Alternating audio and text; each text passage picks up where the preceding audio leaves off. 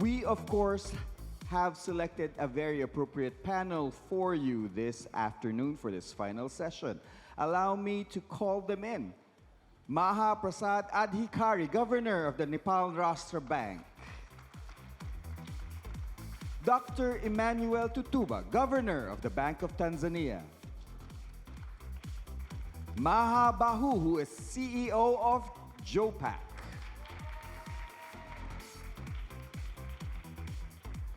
Patison, Visa's Vice President for Inclusive Impact and Sustainability Asia Pacific. And Dr. Aristotle Alip, Founder and Chairman Emeritus of CARD MRI.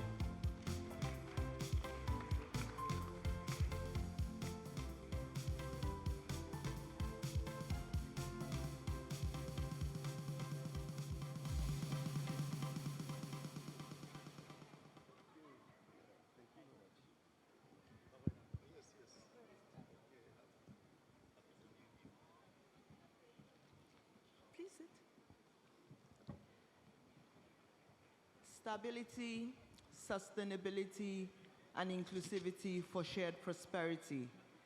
That has been the conversation the last 2 days, and today we're going to top it off with our conversation with our distinguished panelists, talking about how are we going to carry this forward from today. Since 2011, Global Findex has been measuring financial inclusion success. And yes, inclusion numbers are rising, number of accounts are rising, but then again, are we there yet? Some enablers of financial inclusion have been commitments from yourselves regarding policies. COVID-19 was also one of the enablers in terms of digital payments. We've also seen that we still have barriers and constraints around awareness and education. We have barriers and constraints around products. And most of all, we still have barriers and constraints from externalities like climate and population surges. At the opening yesterday, Honorable Rex said something. He said, poverty has a face and poverty has a name. And I think that's such an important thing to think about, because when we talk about inclusion, we forget the people we're trying to bring on board. And in this conversation of leaving no man behind, I want to share with you one of my own personal stories of what poverty looks like. So my office at the Lagos Business School in Nigeria is off a highway. And across the road from that highway, we have local women selling roasted corn and boiled corn. And they're there every day, under the elements, Monday to Sunday. And for me, going into the business school and teaching financial institutions how to build products for the underserved, that woman, or those women, are one of the people I look to. How do we ensure that their lives have value? How do we ensure that we're solving problems that will reduce their poverty levels, alleviate their stress and their pains? So I want all of us to think about that. Think about somebody, think about a persona that we're going to label and we're going to think about and carry with us as we go into the next year. So ladies and gentlemen, I'm going to start and ask each of my panelists to also share their perspectives on impact and how we are, beyond an account, how do we ensure that we don't stop with counting financial inclusion numbers, but move and transcend towards impact and changing people's lives in general. So I'll start with Governor Tutuba next to me here. Governor, please share some insights. Thank you. Thank you very much, Professor, for giving me this opportunity to share my insights on what you have asked. In fact, I was talking to my colleagues there, Mr. Emmanuel, the governor of Lesotho. So we are just trying to discuss the issue of financial inclusion, whether is key mandate of the central bank or not. Then I was giving him an example where one day I had a presentation with parliamentarians. Then I was emphasizing on the monetary policy issues. Then after the presentation, one member of parliament asked me that, can you please elaborate in a very simple language on what is monetary policy is all about? Because I was talking on the economic development. Then I told them that as economic development is human, is almost similar like a human body development, the way it can grow. Then I told them that in economic development, we really need to have like 3 policies. One, you call it a structural policy, where we can have different institutions, different platforms, which put in place like maybe some policies internal, which can elaborate or call people to integrate in and engage them with the development issues. Then the second one, on that arrangement, I told them it's almost like just a framework of a body where there is a flesh and bones. Then there are these fiscal policy, which is like a food, because in a fiscal policy is where you can decide whether to feed on one sector so that can grow faster and become fat, or you can maybe give them less food if you don't want to make that area to grow faster. Then I told them now when it comes to the issue of monetary policies like a blood, which needs to circulate and go through each cell so that can keep your body to survive and to be active.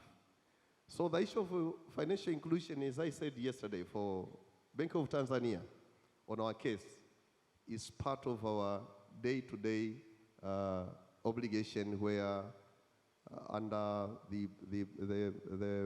we have 3 deputy governors, whereby one is in charge of financial stability and inclusion. Because we understand as a blood, it needs to go through each cell.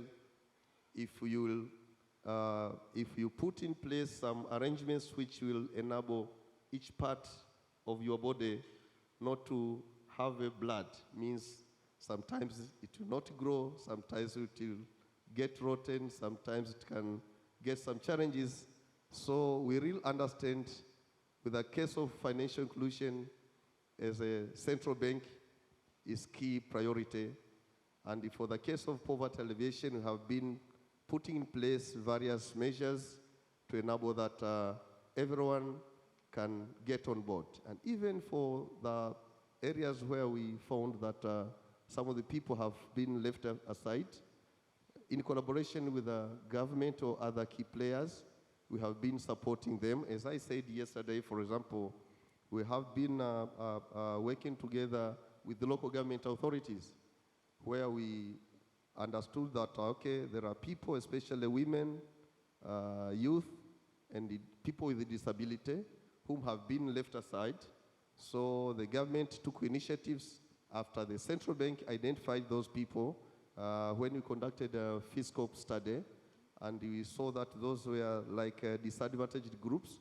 Then the government took initiative and we enacted a law that out of the local government own sources of revenue, they need to set aside 10% on annual basis so that 4% can be allocated for women, 4% for youth, and 2% for people with disability. By doing so, within the last 3 years, we have seen around 40,000 groups have benefited from that arrangement, where they have access to free interest loans to that level of around 400 million USD within 3 consecutive years. So by doing so means they have been able to initiate their own projects. And of course, last year we agreed that instead of giving them money by using checks, they need to have a bank account, because when we are doing a monitoring, we realized that some of them, they didn't have even a bank account, and they were just be given checks. They were able to draw cash over the counter, and when they spent money, they couldn't even return back by using form arrangements. So you can see that under the initiatives of the central bank, we realized the problem. We engaged with our partners in other different government machinery, and we are able to support them. We'll come back, Governor, and then you can double-click a bit more. But I think what I'm hearing, Governor, is sometimes central bankers are talking economic policies, and really, how do those economic policies translate and trickle down to the last mile in terms of changing lives? So your analogy of the system and blood and flowing through the system is important. That also means we need to try and close communication gaps in when we're talking about policies. And then also public-public collaboration with the local governments, using legal tools to ensure that we can actually drive the action at the last mile for women, persons with disabilities, and youth. Fantastic. So we'll come back and you'll double-click on some of those policies. So Maha, your own introductory statements. Actually, Your Excellency, you inspired me to give a shocking answer for that. Central banks used to manage monetary policy, financial stability for 7 centuries without financial inclusion policies.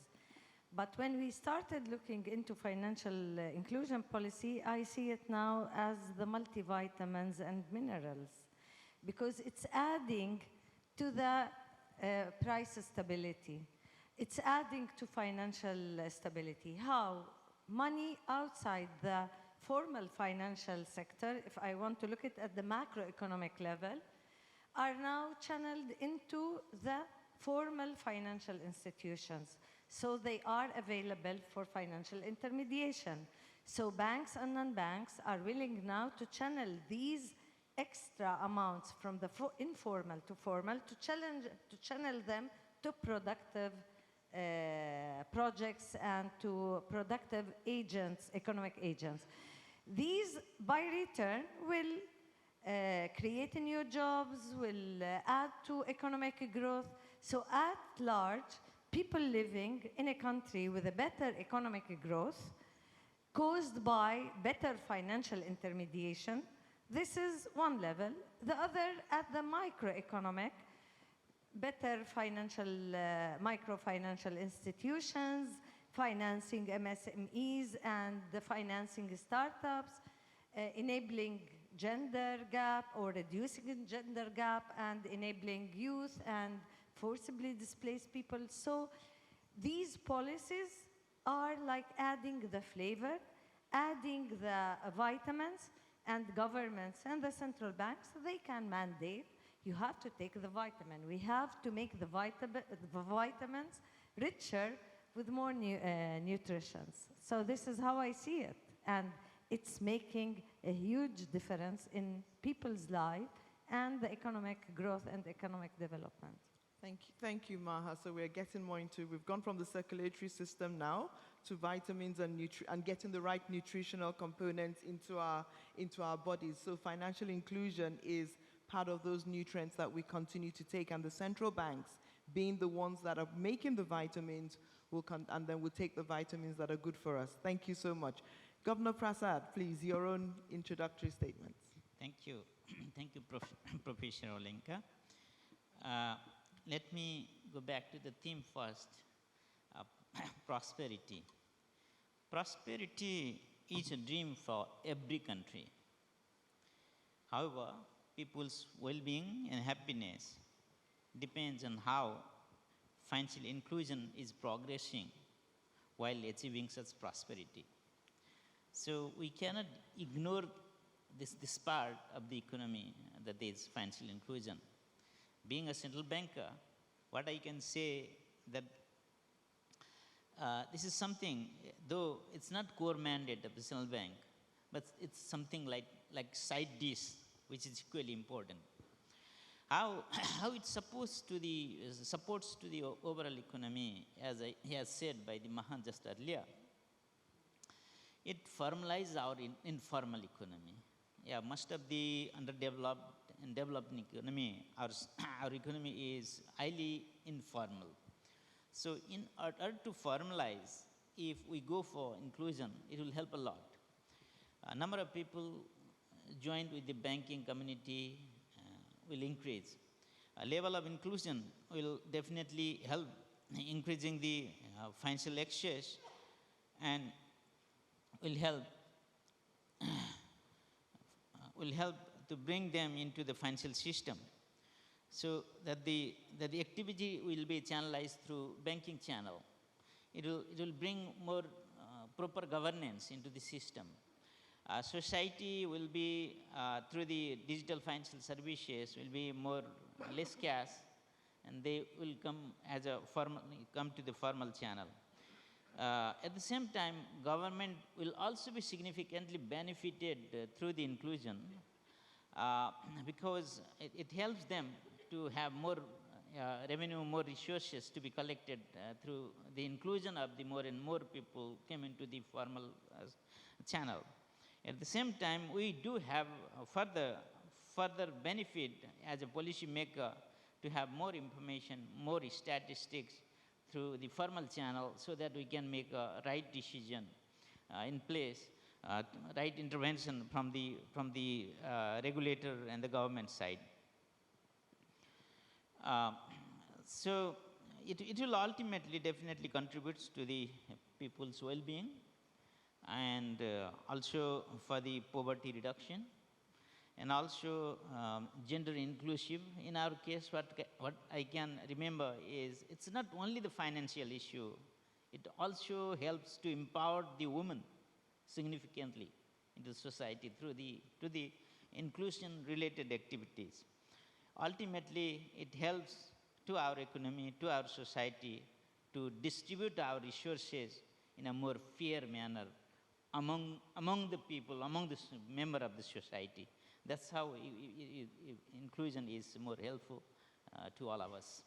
Thank you. Thank you very much for that, Dr. Prasad, and reminding us that financial inclusion is formalizing the informal and ensuring that we do things fairly, and also ensuring that, women's economic empowerment is not something, it's not just about giving women an account. It's really about enabling and transforming the entire household, because every woman would want to ensure that she invests back into her community, into her family, and into her household. Fantastic. We'll come and do some more deep dives and double clicks onto what's going on in Nepal as well. Yes, Pat, please go ahead and tell us the private sector perspective from Visa. Thank you. Thank you very much for having me here and be among such esteemed company. I'd like to maybe share my perspective from the angle of a digital payments network, because that's what we do. Now, if you think about Visa's corporate purpose, where we say that we uplift everyone everywhere by being the best way to pay and be paid, coming back to the example of nutrition and food at the table, we want to understand also in what way can this nutrition become healthy food if people would know how to cook, if people would know where to buy and how to find the ingredients that they need.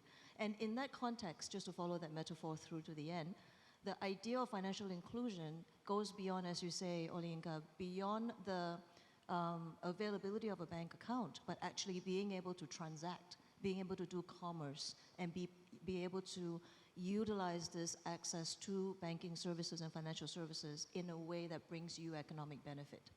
So in that context, I think digitalization has played a significant role to make it possible, not only in terms of bringing more ability, especially in a post-COVID environment, of underserved and remote communities and users to have access to the financial system and be able to transact on it, but also to make previously perhaps analog or cash-based transactions become more secure and more liquid.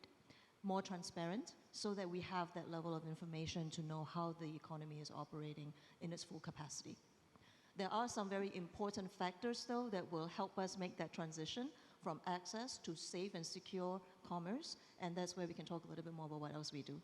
Okay, thank you, Pat, for that. And I think it aligns with what Governor Tutuba said in terms of rather than giving out a check, how do we ensure that we can actually give out payments and see that the payments are being put to good use and ensuring that they're bringing a return back to that household or to that family in general. So let's quickly go to Dr. Alip and for his own introductory comments on this concept of financial inclusion for shared prosperity.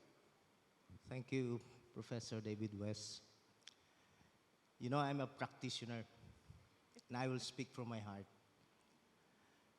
I'm actually a beneficiary of this regulatory environment of BSP and our government. I think we're very lucky because our regulation from BSP provided us that atmosphere, that environment so that our organization and our industry in microfinance for inclusive growth is really working. Take the case of Card MRI, if I can mention about my organization, because we're a living example.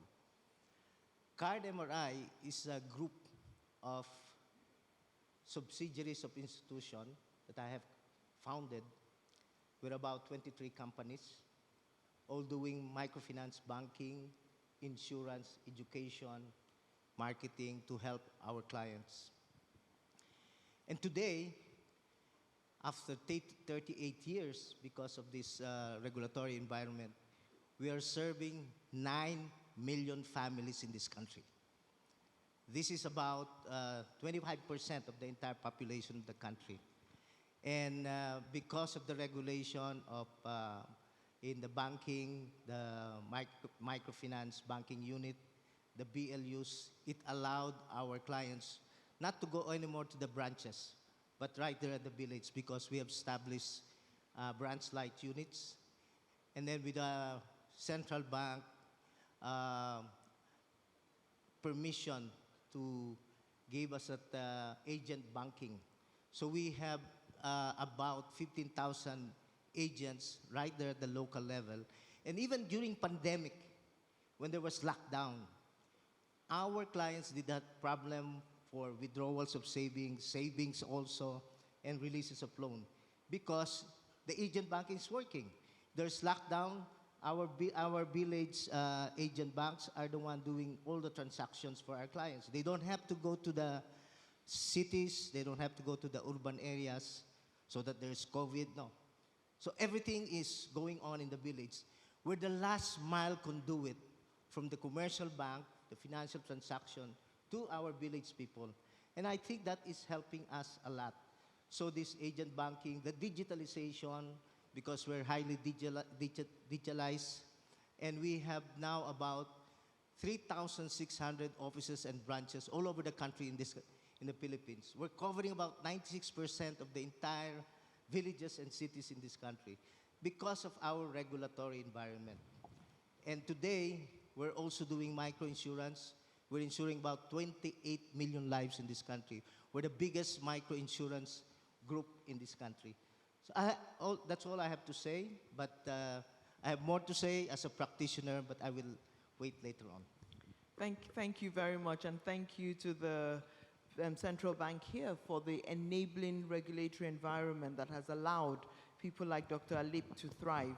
Now, we asked a couple of delegates over the last couple of days their thoughts on shared prosperity. And I just want us to look at the screens and see what they had to say around shared prosperity before we continue our conversation.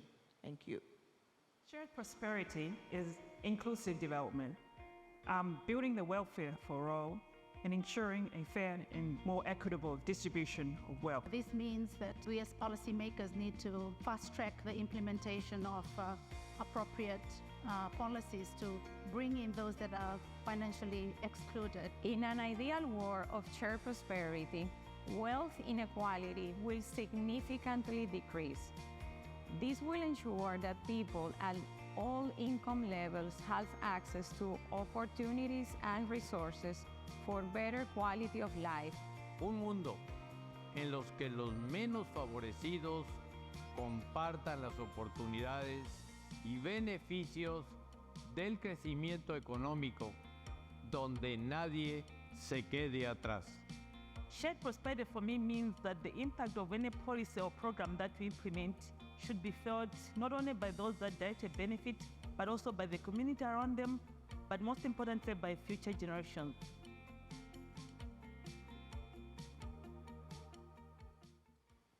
Thank you very much.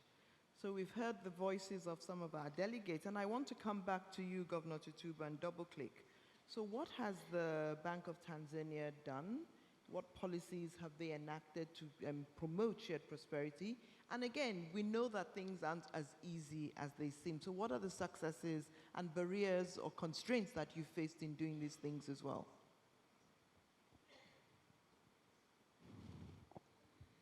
Thank you very much, Prof. Because for us as a Bank of Tanzania, we always take the issue of financial stability and inclusion, as I said before, as key mandate of our day-to-day operations, and since it's already mainstreamed within our normal structure, means there are people who are usually working on it on their daily obligations. So for us, we have been engaging with other government machinery and other stakeholders, being private and even for the public, to enable implementation of a number of policies. Just to mention a few, we have been implementing a number of interventions where I have already mentioned the one where we sit with local government authorities and enable youth, women, and people with a disability to access more funds to implement their SMEs activities. But still, we have a program under the Tanzania Social Action Fund, which is actually being implemented by almost all villages, because there's a time when we also identified destitute families, the poorest ones, from different local government authorities at the household level. And during that arrangement, there was a study which was conducted, and we saw that the level of poverty was decreasing, but at a very small pace. Then we conducted a study, and we set some criteria in different locations.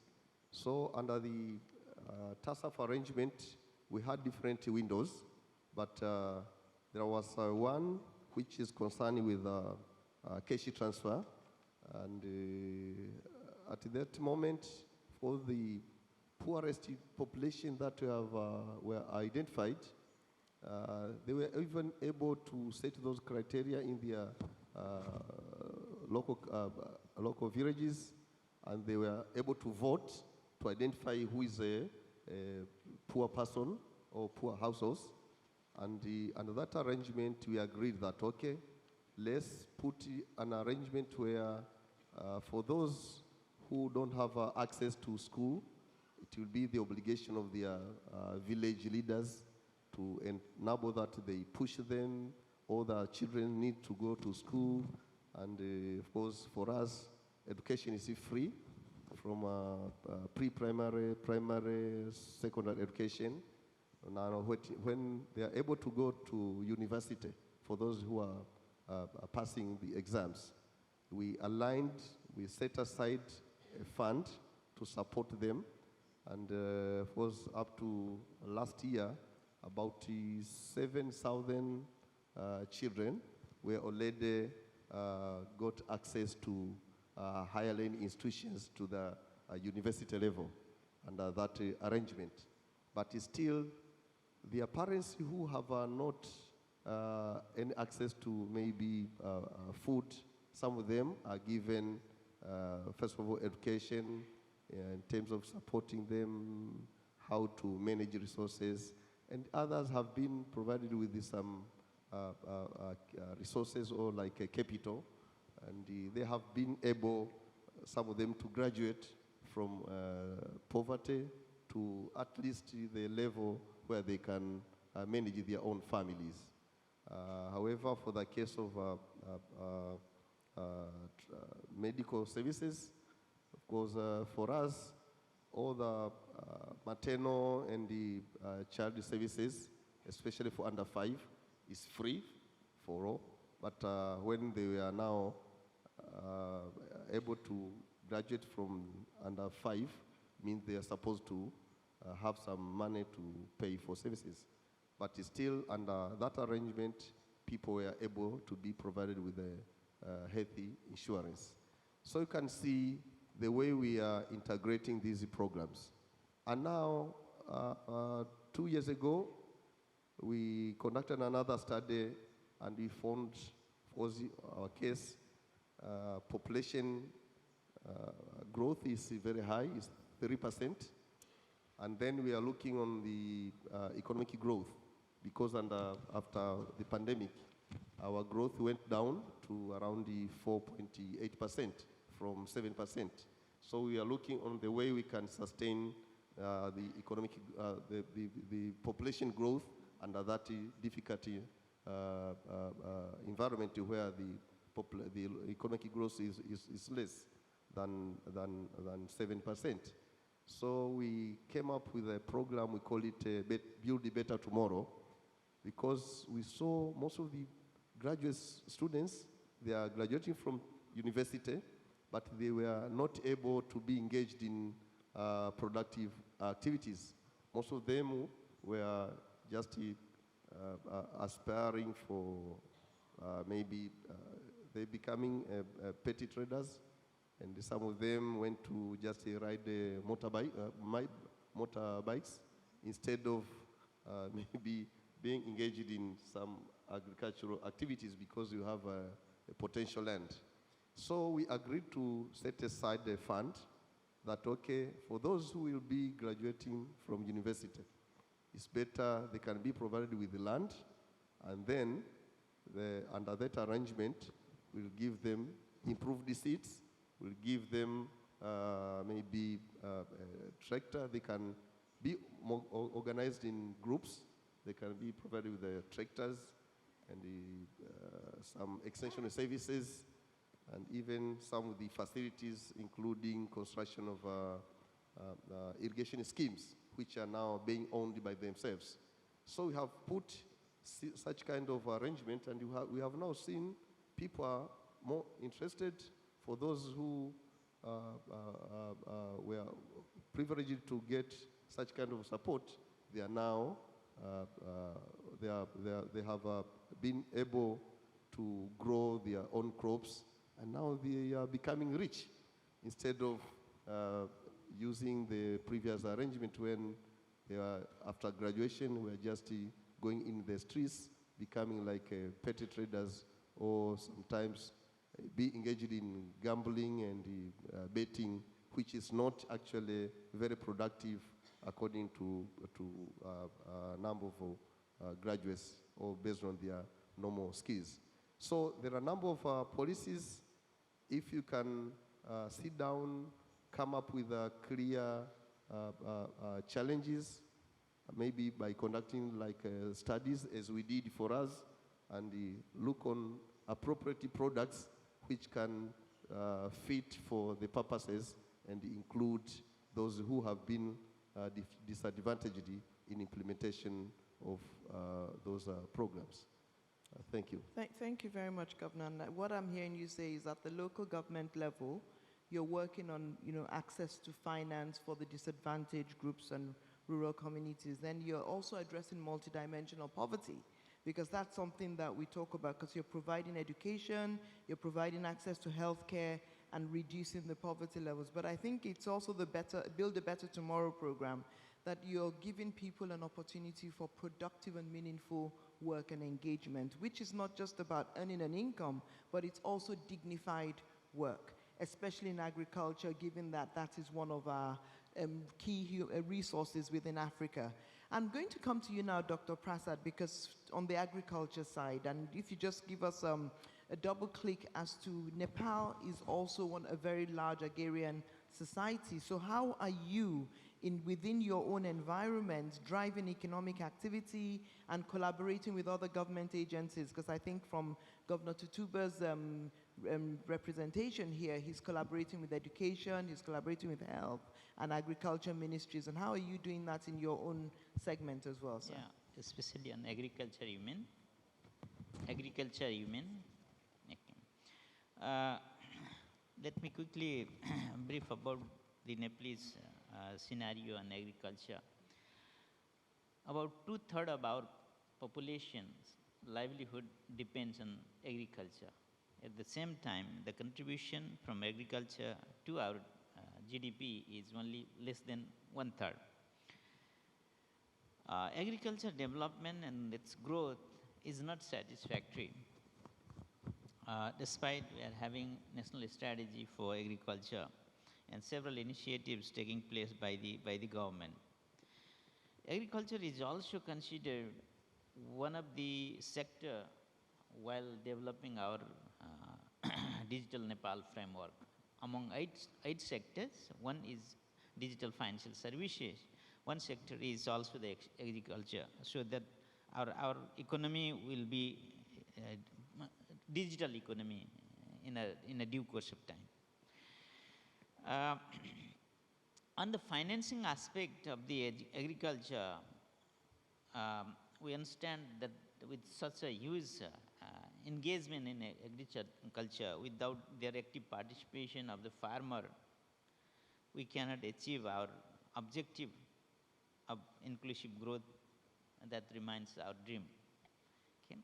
So that's why we consider that the agriculture farmer are the one at the same time most vulnerable from several types of shocks. If you see in our context, they need support from the government as well as the policymaker like central banker. But on the other side, as we discussed in one of the luncheon program yesterday also, the agriculture program and the farmer are considered by our banking community as one of the costly and riskier business for them. The customer, agri customer as credit customer are riskier for them. In our case, it is further substantiated by other elements like natural disaster, floods, landslides, which are very much pertinent in our context. Similarly, we are facing some sort of disease like bird flu, like swine flu, that brings further frustration to the farmer. This year alone, millions of cattle, especially cow, they died due to skin diseases. So there is huge risk. That is usual. What the bankers are seeing, that it's a risky business and also the costly business. But in this regard, what the central bank is trying to do as our policy framework is, we introduce certain policies as other central banks are doing, focusing agriculture, financing, so that the underlying risk on this will be mitigated for the financier. At the same time, farmer will have access to finance and they will feel that they will be protected. Crop and cattle insurance for commercial farmer, and also the microcredit guarantee product for small farmers are helping in this direction. At the same time, directed lending is one of the instruments we use from the central bank side to promote agriculture financing.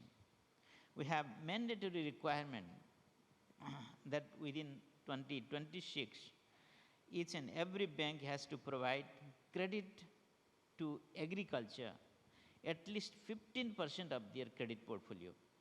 So this sort of directed lending is there.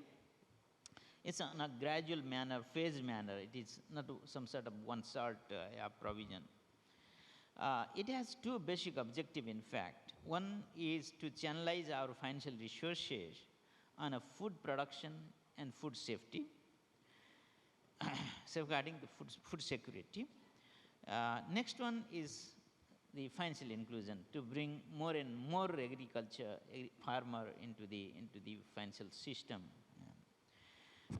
In order to promote small farmer inclusion, the microfinance initiative, microfinance, which is some sort of Grameen banking, started from the Bangladesh. Muhammad Yunis is the initiator for this.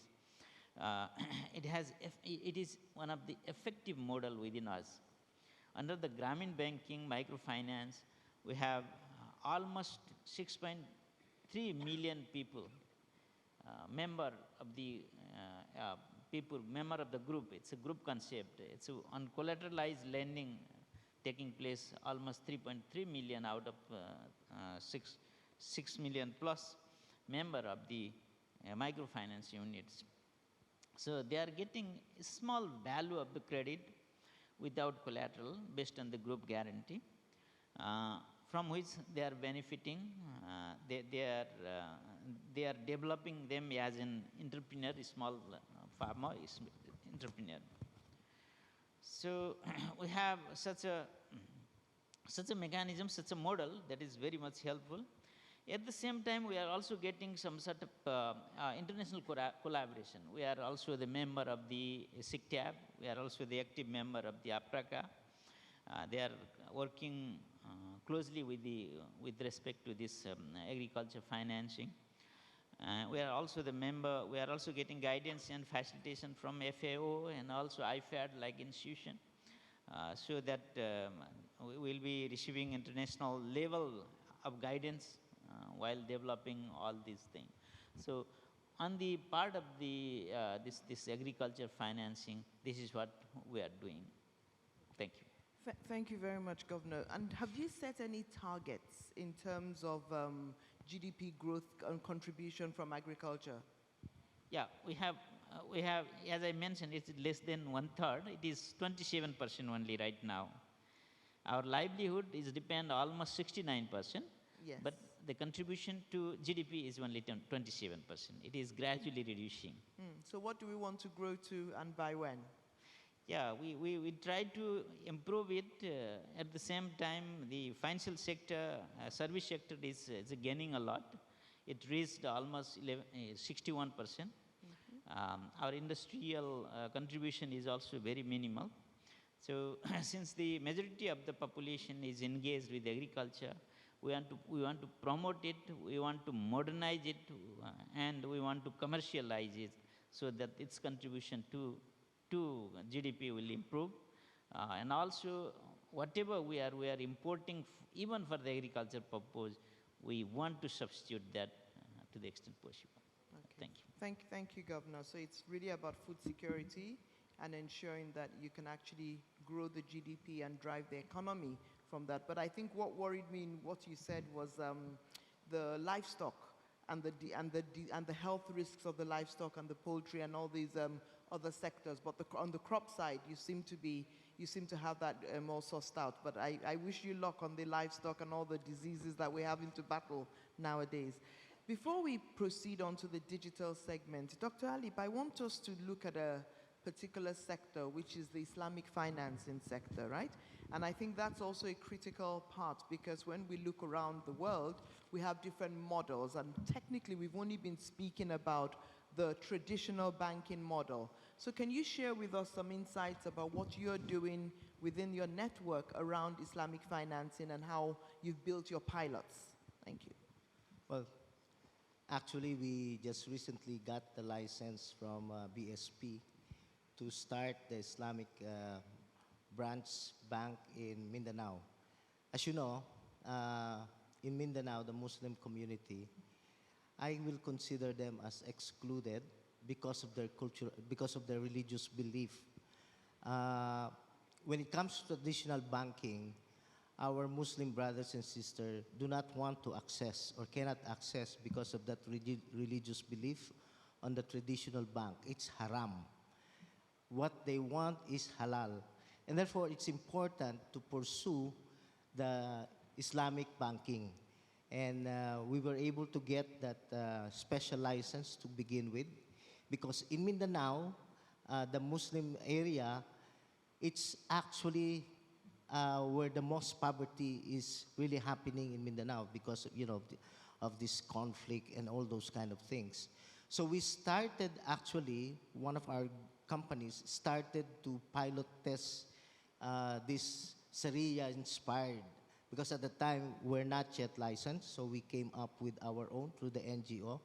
And we call this Paglambo, and this is Sharia-inspired banking.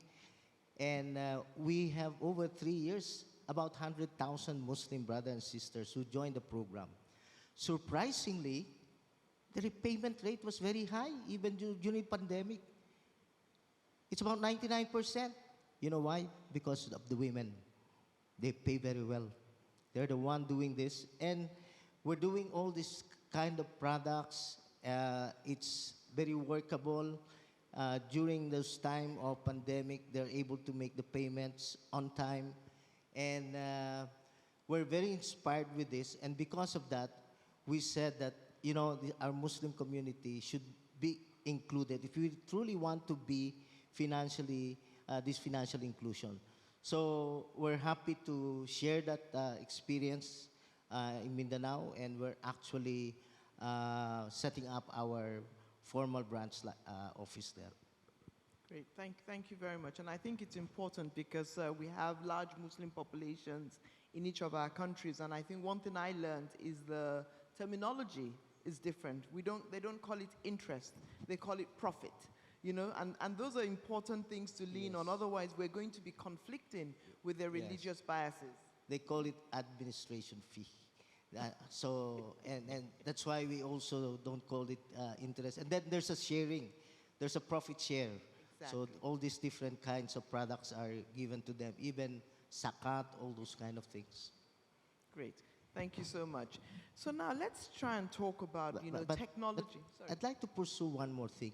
Please go ahead. Aside from this, because I'm getting passionate on this, because of this, you come up with a Sharia branch, no? Then you have another twin sister, micro takapul, the micro insurance. This is very important because, the traditional insurance concept, insurance products are also halal. It's haram. So you have to come up with a halal product.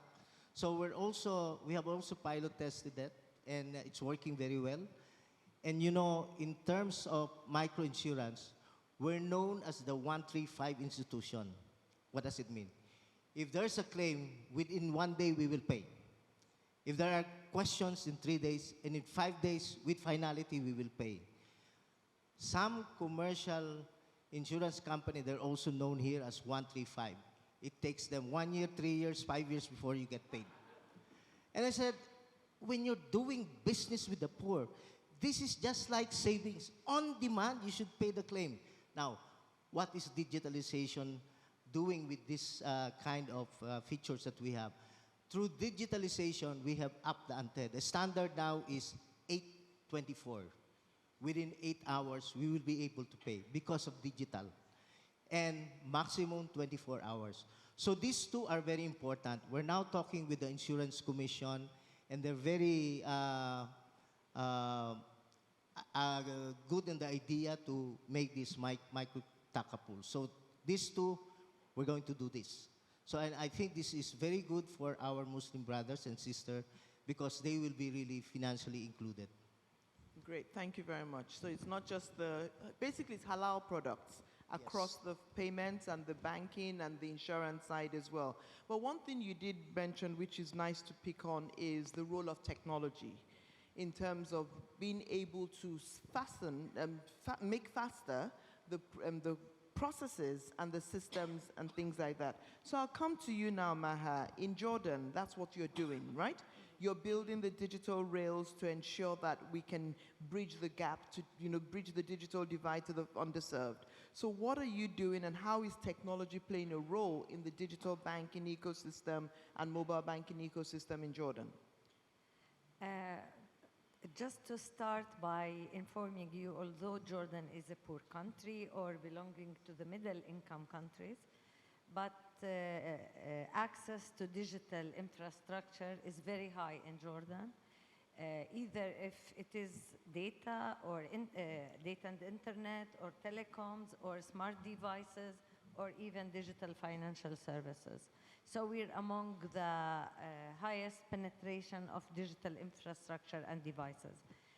Before answering your question, what we care more about nowadays is digital skills, because it's not only the digital divide, it's not only about access to hardwares and devices and data. It's more about the digital skills. Central Bank of Jordan has recently started working on digital financial services literacy and awareness programs for the universities and schools. Ministry of Digital Economy, they are working on a full digital skill package for universities. Back to digital financial services of what we do. I will not talk about what we are doing, but I will talk about what we see as evidences today. Instant payment systems, for example, in Jordan, we made it for free the first 3 years, just to support the change in the cultural society culture, how to deal with digital financial services. I was shocked by the growth rate. We anticipated the whole year of 2023 annual growth by 30%. The first 5 months, we exceeded 300% growth. We can see it from the efficiency index of the banks and non-banks. Now the index is by far getting better, which means that they are relying lower on manual and paperwork. The number of cash out transactions is reducing heavily in Jordan because we are creating digital liquidity. So the moment you receive the money digitally, you don't need to cash out money to transact in cash. And this is by far benefiting the banks. The cost of cash, security of cash, dispersing ATMs, etc., and even the Central Bank of Jordan in cash issuance and management. We are monitoring the index of interoperability index, and this is one of the most important indices we monitor in the Central Bank of Jordan. Of us transactions among different wallets and between bank accounts and wallets is now above 72% in Jordan. So only almost 30% are on us transactions. However, the digital rails are benefiting the users, so no need to check if you have a bank account or if you have a wallet. Just as simple as a click, you send and transact. I will give you another index. Exactly 10 years ago, 2013, digital acceptance in Jordan was around 3.5%. By end of 2022, it exceeded 47%. Government payments in 2013, it was less than 1%. Now it exceeds 60%, the government payments. All these are results of policies taken by the Central Bank of Jordan, by the Ministry of Finance, and by the Ministry of Digital Economy. We are really taking the economy more into digital, reducing transaction costs, reducing impact on environment, and at the same time, we're working on financial literacy programs, and this is how we measure and assess from universities and from other colleges where people, when they finish high school and they start either jobs or college or universities, we are getting the surveys from the next step of these people.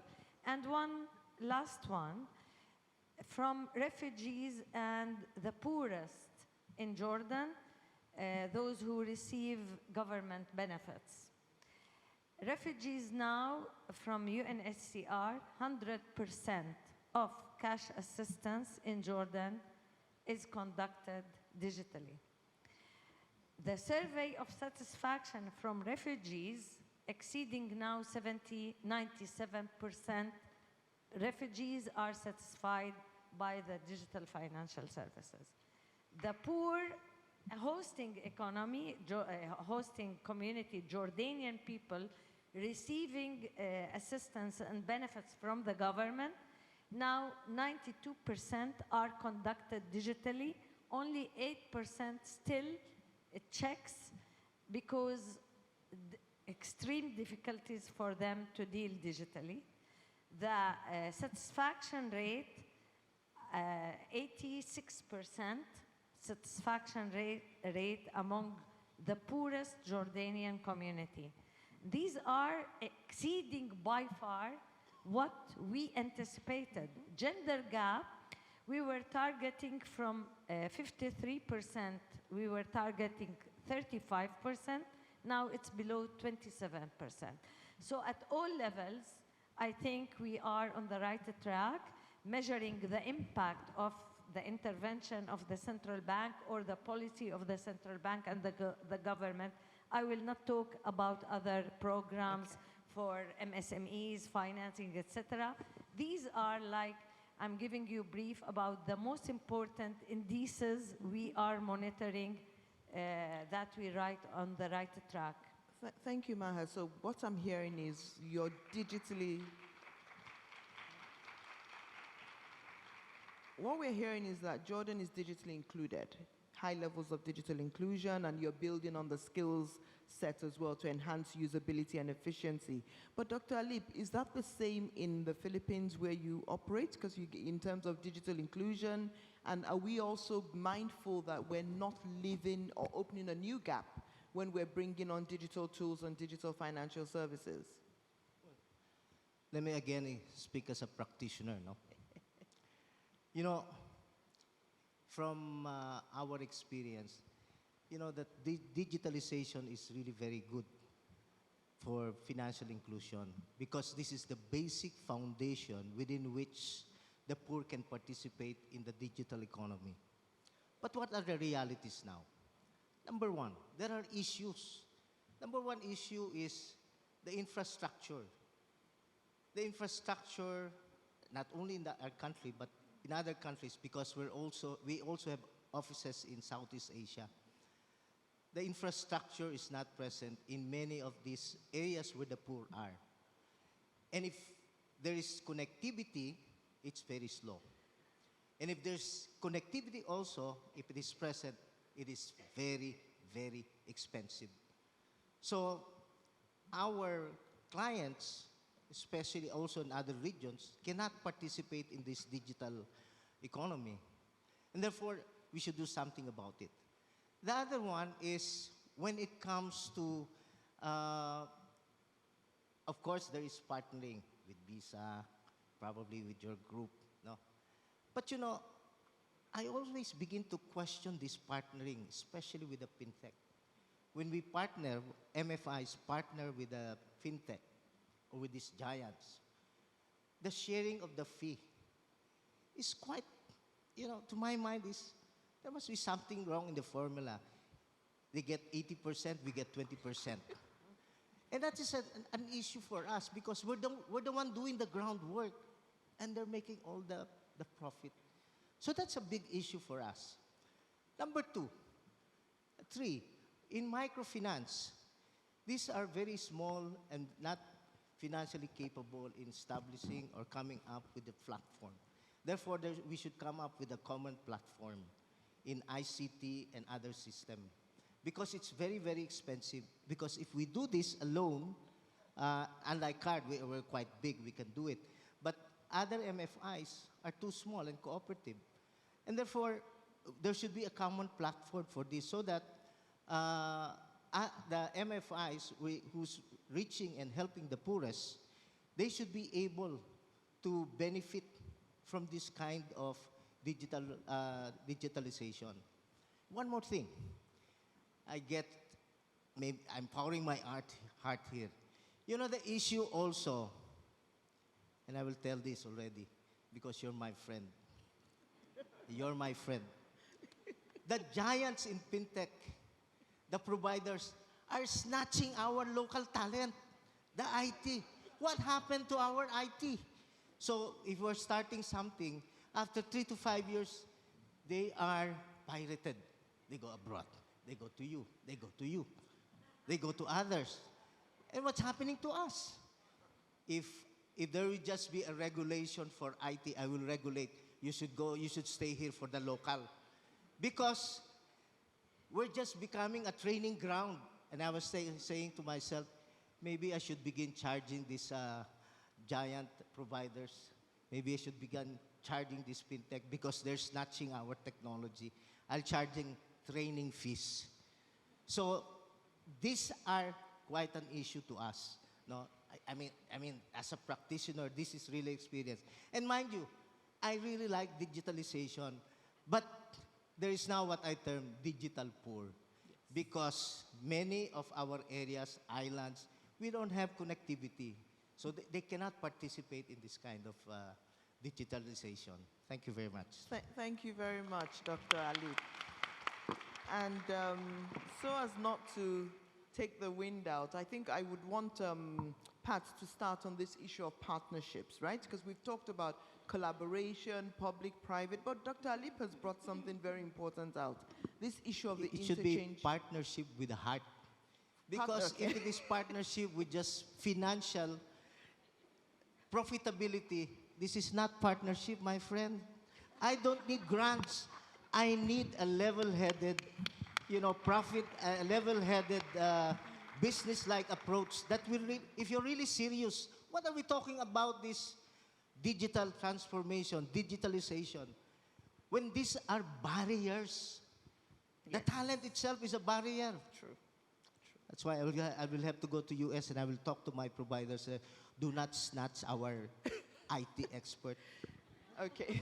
So, Pat, I think this issue about interchange, and Dr. Alip is calling it partnership with heart, because it's fundamental to the success of partnerships. It's fundamental to sustainability of some of these ventures, especially as we take them down market. And then the minute we start to withdraw products or these partnerships start to fail, it also limits the trust amongst the people we're trying to serve. So what is your response to some of these things, and how do you as a network of companies also ensure that you're building partnerships with heart? Thank you very much for that question. And I want to pick up the word about trust. And I want to assure Dr. Alip that we are talking about partnership with heart, because fundamentally, when we are looking at digitalization and we're looking at financial inclusion, it is the idea of a rising tide that lifts all boats. When we have the ability and the commitment to improve, excuse me, to improve the skills and confidence that underserved communities will have in the digital economy, in the digital financial system, that's when these kinds of transactions and commerce can grow in a positive trajectory. And trust and confidence cannot be understated as a potential barrier for the exclusion of usage, not even the exclusion of access, but exclusion of usage. We know that there has been statistics that will tell us that even though I think the last World Bank Findex report said that emerging markets in Asia see that there's about 70% penetration in terms of adults that have access to a bank account or a digital account. But the usage of that is more hovering around 40%. So there is still a gap here between having access and actually using it. And I love the examples that you cited in Jordan, because quite clearly the usage is prolific. And you can see that there is a level of trust in the system to allow that usage to happen. What does it take, though, for that trust and confidence to be built up? And I will say, and on this point I do agree with you, Dr. Alip, that it is about skills. It is about having the level of knowledge and confidence in terms of the customers and the businesses that are in the economy to trust that this digital transaction is a safe and secure one. There is also the importance of the meso layer, which is what I would consider the infrastructure of the digital economy, to reinforce that level of confidence through security, through fraud prevention. And just to put some numbers around it, just last year alone, Visa's fraud prevention figures were along the lines of $27 billion US. So the level of, as we get digital, absolutely, Dr. Alip, the downside of digitalization is there. The amount of scams that we know that are putting many vulnerable populations at risk of losing their savings, that is a very real risk. And so the level of financial education and literacy must also keep pace with that. And in order for that to happen, in order for this level of skills and confidence to be there, we need to see not just an educational approach around financial literacy, we have to see partnerships that are committed to that level of confidence building and skills building. That means that it's not just schools doing it or just banks doing it, but the regulators, the government agencies that are interacting with community programs and funding community programs, financial institutions that are offering very needed services, digital payment gateways, e-commerce platforms that are interacting with MSMEs on a regular basis, Visa, we all have to work together to be able to uplift that level of confidence and skills that people have in the system. And that's a very real opportunity for us, because the way that education is happening today, financial education is happening today, it is happening in a silo. There is a lot of teaching, there's not a lot of applying, and there's not a lot of relearning either, as it should happen. And the same can be said not only for the consumers and the MSMEs, but also for the service providers and the financial workers and the social workers and the community workers and the teachers that are all part of this process. So just to give an example about how we have really worked with many partners in the public and private sector to advance this. At a regulatory level, we have partnerships, and in the Philippines, for example, we've worked with the BSP to provide input into their financial inclusion roadmap that highly emphasizes the role of financial literacy, and have worked with different community organizations to bring the level of literacy down to the community. We also, for example, work with the Indonesian National Chamber of Commerce to commit to the level of digital upskilling of MSMEs in that country. And that kind of partnership at a macro policy level allows us to reach the breadth of MSMEs that are in that market. With the service providers, it is just as important when it comes to the advancement and driving of skills. In Ivory Coast, we've worked with the Cacao Farmers Association to improve the financial literacy of cacao farmers, which will then enable, I believe the Ivory Coast earlier this year introduced electronic cards to trace cacao farming. And if you don't have the level of skills to use that, you can't use that card well. So that level of cooperation, and we have the same also in Bangladesh with dairy farmers and a dairy farmers association, which then led to the issuance of a smart farmers dairy card. So all this is to say that there is that opportunity for a cross-sector partnership with heart to bring that, with absolute heart, Dr. Alip, to bring that level of skills and confidence that the consumers, the workers, we have examples in Malaysia where we worked with service providers to provide literacy around earned wage access using digital means. The consumers, the workers, the businesses, the service providers, and also the regulators as well, so that the level of skill can keep pace with the digitalization, so that we don't have the challenge that you're talking about, Dr. Alip. Thank you very much for that, Pat. And I think affordability of the digital rails is also critical, because we can do all these things, and if we can't afford it, then it's really all still futile. Dr. Alip, I'm going to go to Governor Prasad now. I will sign an agreement with her with a heart. Okay. Thank you. Let's have this conversation after the session, shall we? We will have, certainly.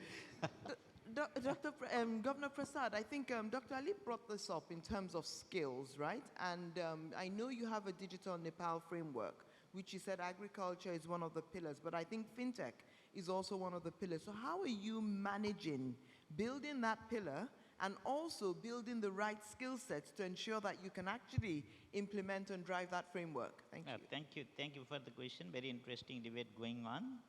Let me quickly brief about the Nepal's development with respect to digital development. Yeah, this COVID, in fact, the pandemic became a blessing for us for the digital progress. Last year alone, the QR-based payment has got 286% growth. Okay, within 3 years' time, you can see that the 73% of our population is using mobile banking. Almost more than two-third% is using mobile banking. It is possible with the proper financial market infrastructure which is being developed both by the public as well as private sector. Private sector are also equally very much contributing on this respect.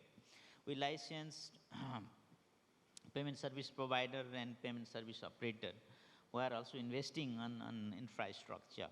At the same time, from the central bank side, we are encouraging fintech companies and bank to go for digital.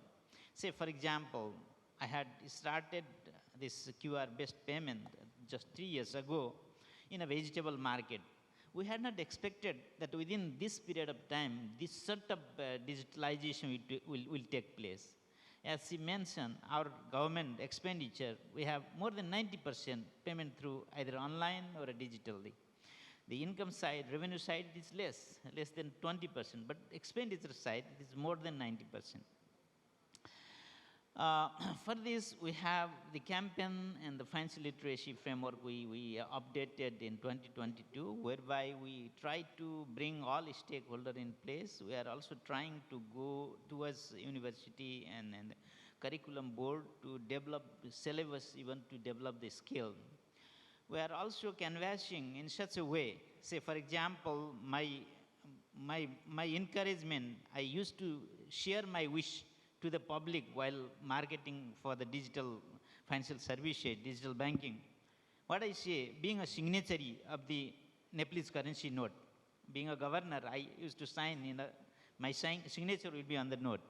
What I request everyone is, let you keep that note into a frame and you use digital mode to settle your transaction, to make payment or transaction. That's how I'm trying to convince people to go for digital, because digital has that many benefit compared to the cash society, to convert our society less cash society, and to convert our society more transparent, more governance friendly society.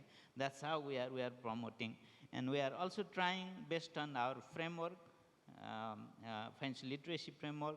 We're trying to bring on board every stakeholder and every fintech companies, bank, financial institution. We also have a guideline for banks for the literacy program. They have to go compulsorily for the literacy, financial literacy. They have to set aside out of their CSR fund at least 5% for digital financial literacy and another 5% for literacy program. At least 10% they have to set aside. So in such a way, we are marketing, in fact, we are encouraging, in fact, for the digital financial services.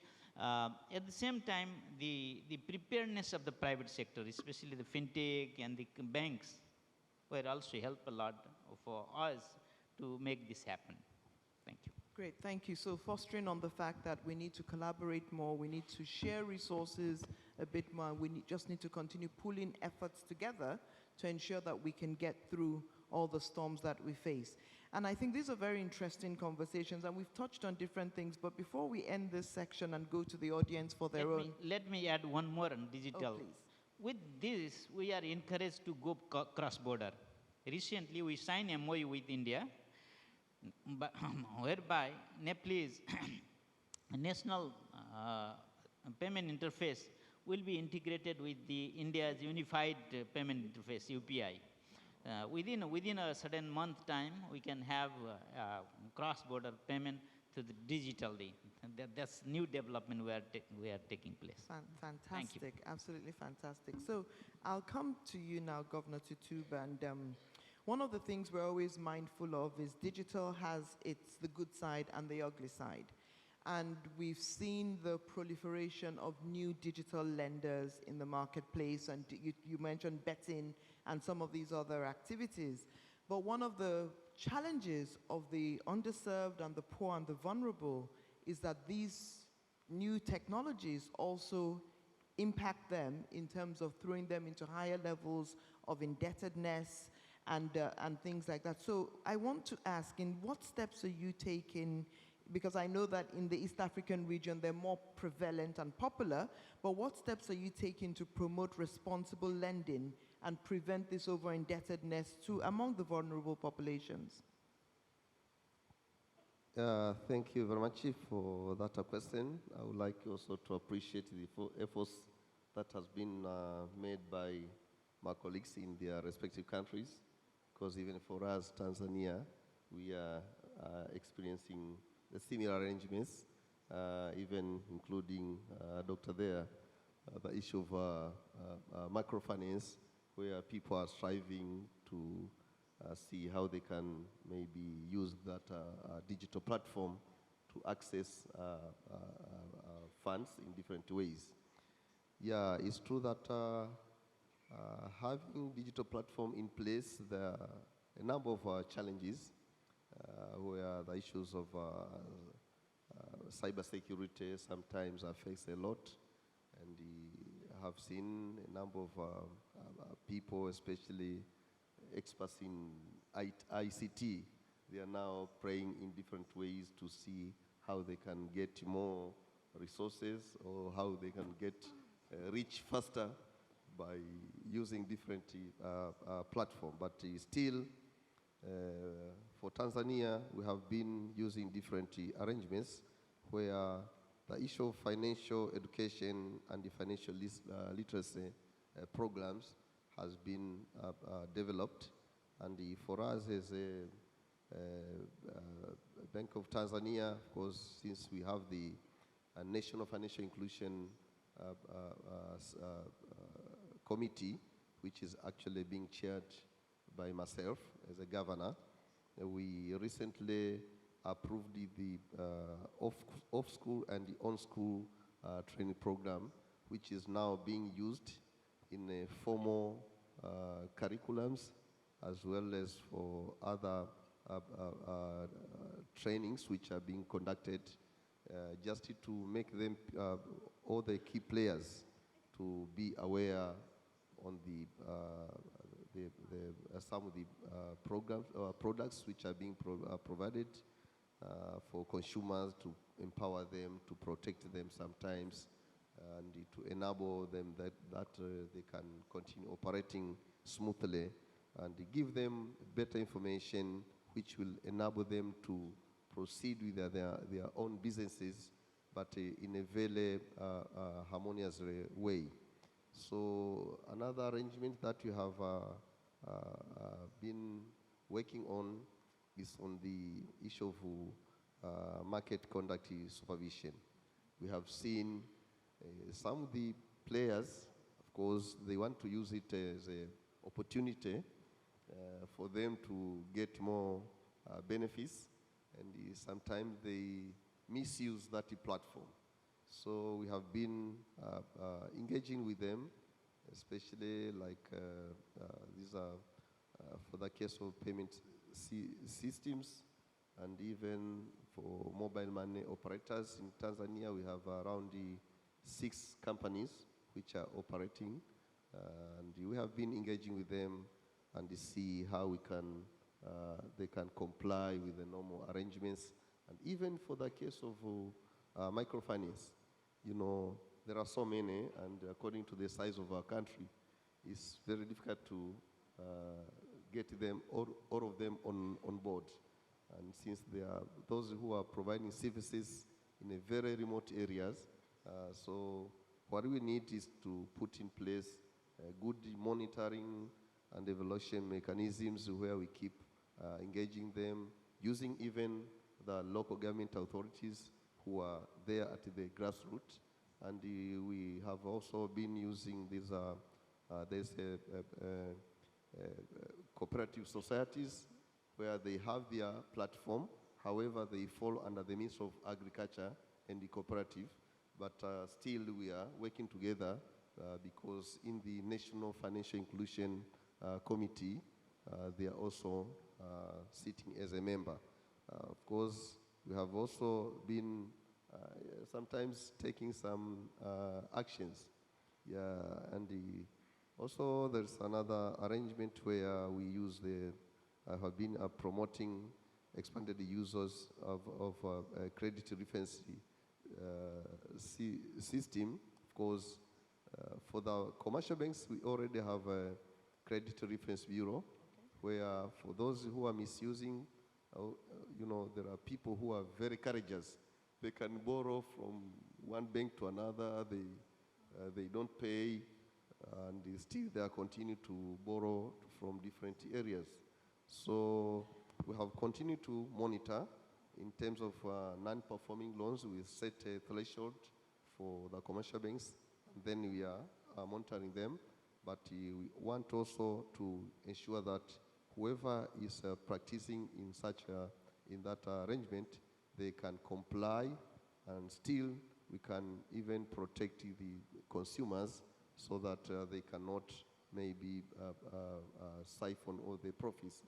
Because there is a time when we conducted a study and we found some of the causes of the non-performing loans were the interest rates. Because in Tanzania, most of the normal businesses had a profit margin of around 30%, but now there are some of the microfinance had set an interest of up to maybe 100%. So if you are taking a loan at 100% while you are conducting a business of around 30%, from the outright set means you are an expected defaulter. So we need also to protect their interest. We set a threshold just to enable that, okay, even if they are providing, they are doing business, but to some extent, they need also to be more generous in providing services, even if they are not charitable organizations, but at least to support those economic activities so that can also grow and contribute to development of our economy. Thank you very much. Thank you very much, Governor. I think it's really about the access to data and continuous monitoring and supervision of what's going on and being able to evaluate and bring in effective policies that promote and support the consumer as well. Ladies and gentlemen, we have time for 2 interventions or comments from the audience. Do we have anyone that wants to ask the panelists any questions or make a comment or a contribution about the theme that we're talking about today? Anyone? Okay. There is a hand? Oh, there it is. Yes, thank you. Great. Yes. Thank you so much for the great panel discussions and for sharing with us the best practices from different countries. Regarding the last point of the non-performing loans, first of all, I'm going to introduce myself. I'm Shireen Farouk Dahab from Central Bank of Egypt. I'd like to share with you a few comments regarding the part of non-performing loans, whether the client can take a loan and then non-performing and go to another bank or firm to take another loan. We have in Egypt an entity called iScore. It's a credit scoring agency under the supervision of the Central Bank of Egypt. And by law, by the central bank law and the banking sector law, the banks are obliged to take or to take the credit scoring of the client before granting any facilities. And also, all banks are obliged by the law to give the data of any client taking facilities, the performing and the non-performing. So that's I sought to share with you. Thank you so much. Thank you very much for that. So that's about the credit profiling and checking. Thank you very much. Any other questions or comments? Okay. Okay, great. Thank you. So I would ask my panelists for final words and comments, and we're going to do this in an improv fashion, right? So we're going to build on and use the and analogy. So we're going to build on, we're not going to repeat anything. So the question really is about, AFI is a network, and we've come together as a network to share and learn with one another. But then again, can we highlight AFI's role in helping us achieve these common goals of shared prosperity? And specifically, what should we continue to do, and what should we stop doing, and what should we start doing? Because I think one of the things we've learned is that a lot of the things we're doing are going to be complementary, right? It's not either or. So how do we go about it? So let's quickly use the rest of our time and do our improv. So let's start with what should we continue doing? Governor Tutuba, let's start with you. And it's going to be a very fast-paced and. Thank you very much, Moderator. I think based on this AFI, it's a good platform which brings us together. And the issue of financial inclusion is, as I see, is a responsibility of all of us. Now we need to share the successes and the challenges so that everyone can learn and probably contribute the good thing to the others. Great. Thank you very much. So we should continue learning and networking. Yeah, the same, continue being the highly valuable, ethical, and responsible university that brings all in one platform. We share the same thing. So the only alliance that unify all regulators from all over the world, where we all love each other, we help each other, we protect each other without any conflicts. So thank you for being AFI. Thank you. Governor Thank Prasad? you for this. Yeah, AFI as a network, it is doing its best, to my understanding. At the same time, there is always room for improvement.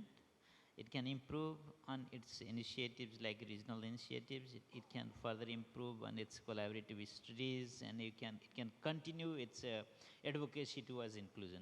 Thank you. Fantastic. Thank you. I want to say that financial inclusion isn't a financial challenge. It's a multilateral and multi-sectoral opportunity. And so to be a true alliance, let's invite stakeholders from beyond the regulators community, from the private sector, to join in this alliance and to be part of the partnerships that we say with heart to create the impact that we want to see. Thank you. Dr. Alip? Well, first, I've already said that we should really not have digital poor. Therefore, we should really make sure that the infrastructure for the internet connectivity should be present, but the cost should be affordable. So we will avoid this digital poor. The second thing is, now that this is a very powerful group, it has the convening power, and I like what in the opening remarks of Dr. Sethi said, that partnership with the heart, but there's an ecosystem. I want to talk about one last thing, taxation. Taxation is an issue when you talk about digitalization, no? Because there are tax regime about this, and also with reference to microinsurance, because this is part of a global inclusiveness. The premium tax for non-life insurance is very, very expensive in Southeast Asia. It's about 15 to 27%. For every peso or for every dollar that you put in, about 27 centavos or 15 centavos already goes to tax. And if you're talking of non-life, you're talking about disaster insurance, agricultural insurance, and that's very expensive. If you're talking with the poor, the farmers, I think they should be addressed and invite this kind of regulation for tax using the convening power of AFI. Thank you very much. Great. Thank you all very much, esteemed panelists, governors, Visa, Pat, Maha, and Dr. Alip. I think that what I'm hearing is AFI should continue doing what it's doing, but expand the ecosystem because we're working with a multi-headed hydra. And I think that's really the way I'll put it. But we have 7 years more, or should I say 6 years to 2030, when we're trying to close the UN Sustainable Development Goals. And financial inclusion is a pathway to those goals and to shared prosperity for all. So I want to encourage us all that as we leave here today, we're not leaving the AFI GPF, but we're going away with our own personas of really what does shared prosperity look like, and what are we going to take away from each of the lessons that we've learned from our esteemed panelists today and start to implement in our own countries, because the clock is ticking and my own time too is up. But then the clock is ticking and we need to ensure that we really, really work towards leaving no one behind. Thank you, ladies and gentlemen, for listening and sharing your time with us. Thank you very much. Thank you. Thank you very much, Professor Olayinka, David West, for expertly moderating this very rich discussion. We also thank each and every one of our panelists for giving us such insightful perspectives on this particular topic. So, ladies and gentlemen, as you know, the jury is all usually called out of the room before the final verdict is rendered. So in this case, we would like to give you one final coffee break before we begin the closing ceremonies. And you might want to take the time to visit also the exhibits over at the upper lobby. So there are some goodies that you would like to take home with you, you might want to visit, as those exhibits will close very shortly. But we will see you at 4:25, I believe. Hold on, let me just check.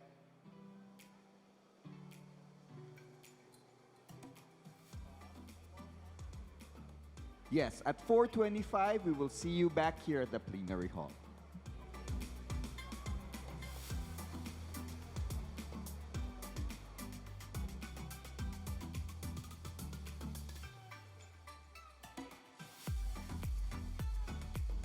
You might also want to invite all your other colleagues to come down.